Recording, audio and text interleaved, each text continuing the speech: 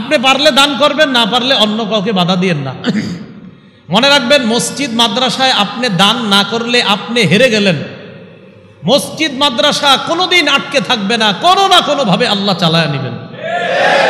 কিন্তু আপনি হেরে গেলেন, আপনি হতবাগাদের খাতায় নাম লেখাই।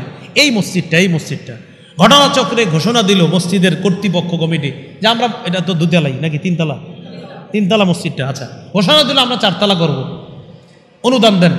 তো আপনাদের মধ্যে সবাই চিন্তা করলেন যে না, আমরা অনুদান দিব না।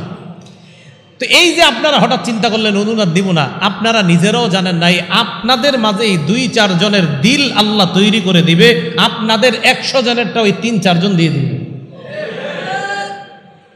কারণ আল্লাহর ঘর এটা হবেই, আপনি দিলে ভাগ্যবান, না দিবেন হতভাগা, কিন্তু আল্লাহর ঘরের কাজ আটকে থাকবে না, এ কথা নিশ্চিত। কোনোদিন শুনছেন যে মসজিদের কাজ আটকে থাকে? কখনো? হ্যাঁ, আটকে থাকে 7 দিন 5 দিন, আবার শুরু হয়, আবার আটকে থাকে, আবার শুরু হয়। কিন্তু মসজিদের যেই মিশনটা নেয় কমিটিরা যে না আমরা এটাকে এমন বানাবো, একটা পর্যায়ে ওই কাজটা সমাপ্ত আল্লাহ করার ব্যবস্থা করি।